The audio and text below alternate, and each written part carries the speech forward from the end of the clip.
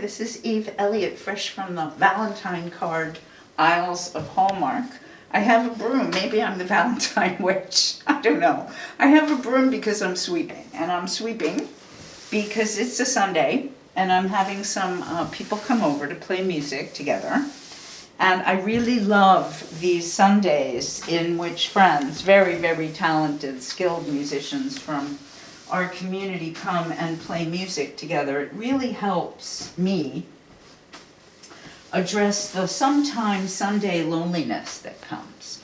And I think Valentine's Day might be a time when Sunday loneliness may creep in every day. So I have a gift today, a Valentine gift for Sigmund Freud. And so the name of this piece is Valentine Gift for Sigmund. So here's how I arrived at this.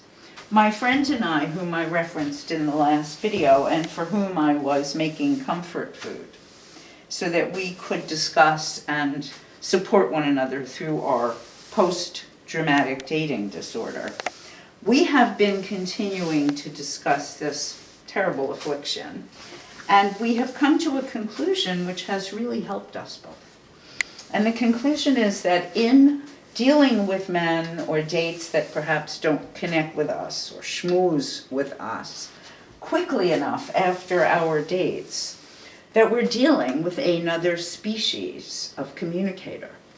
And when the word species crossed my awareness and my friend and I were continuing to discuss this matter, I realized that many, many years ago when I was in graduate school at a large university, I had a job as a research assistant, and I was required to put certain animals through different kinds of experiments and observe them in a very organized way.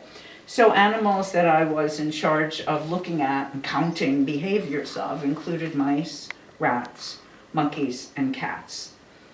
One day, however, I came into the lab in the morning, and there was this 5-foot iguana, which was going to be my experimental subject of the day. And I was supposed to observe the body language of this iguana in response to the angle of the light coming into the room, in response to the temperature of the room, because iguanas are very sensitive to temperature. And they can get cranky, and they can get overactive, and they can wave their tails around, they can bite you, they can do all kinds of things. And all the things they could do were on this page, and I was supposed to check off what this iguana did. So I'm sitting with this iguana, it's 9:20 in the morning, I'm holding my coffee. This was way before Starbucks, of course. And the iguana's not doing anything. It's just laying there. Its eyes are not even moving. Well, one of the things I knew was that iguanas are active animals, and this iguana was not moving.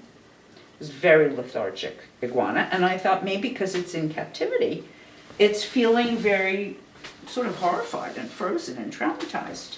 And then it occurred to me as I was telling my friend about the iguana story that maybe men in relationships are similarly lethargic. However, getting back to the iguana. So my first instinct was to poke the iguana. I just wanted to poke him so that to see if he would move or wave his tail or try to bite me. However, as a very good straight-A student, I knew that one is not supposed to interfere with the experimental subject because it will change the behavior of the observed. So I'm talking to my friend about this, and I say to her, you know, honey, this should be our motto. Don't poke the iguana. This other species of communicators, the men, we can't poke them. We can't text, we can't call, we can't email. We just have to wait and see what is their natural behavior pattern. So the subtitle of this piece is Don't Poke the Iguana. And the gift to Dr. Sigmund Freud is, finally, Dr. Freud, we know what women want. Women want to be poked. They want to be talked to. They want to be schmoozed with. They want connection. They want to be texted. They want to be emailed. So now we know what women want. What a wonderful Valentine gift for all the men out there that are watching. So go ahead and reach out. Even though you just want to do your task-oriented communicating and ask for the next date, in between asking and having the date, talk to us.